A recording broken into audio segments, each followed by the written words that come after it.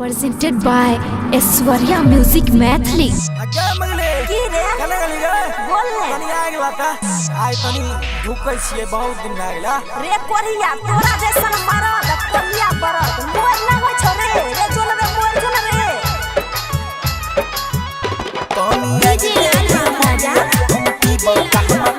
जब मारे लगतो कोरिया रे तमा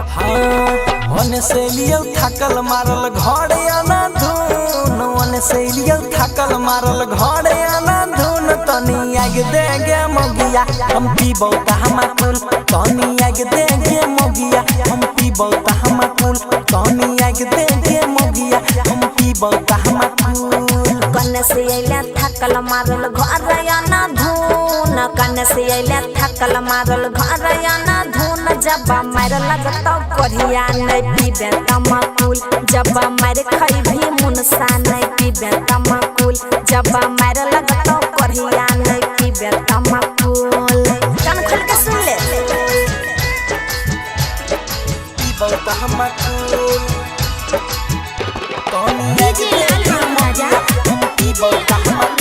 जब मारे लगतो कोरिया नहीं पीबे तमाकुल कहरी के जो गहरी लियो चार बोतल तहारी फचर फचर बोहला बे कपार दे बुफारी सुनै छी ना सुधैरी रे पीबे जब कोरिया रे कोई नहीं बचही तो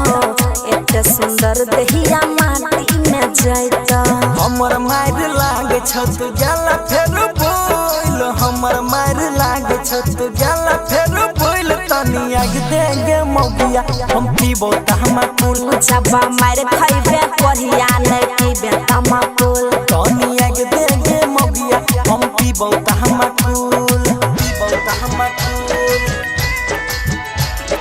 पीबो त हमा कुल तनी आगे देगे राजा हम पीबो त हमा जब मारे लगतो कोरिया नहीं पीबे तमाकुल कोदारा से महारी के टांग तोहर तोरा बो बोलतो भाई बाबू करो नहीं छोड़बो बात समझे छी ना मार दबो अरे हमरा नहीं समझे तुम सा कमजोर रे सोनू भैया से करबै बहुदी तोर रे धमकी नहीं देऊ साया दब तो सुन धमकी नहीं देऊ साया दब तो सुन तनी आगे देगे मोगिया हम पीबो त हमा कुल जब मारे खइबे मनुआ नहीं पीबे तमाकुल तनी आगे देगे मोगिया हम पीबो त हमा कुल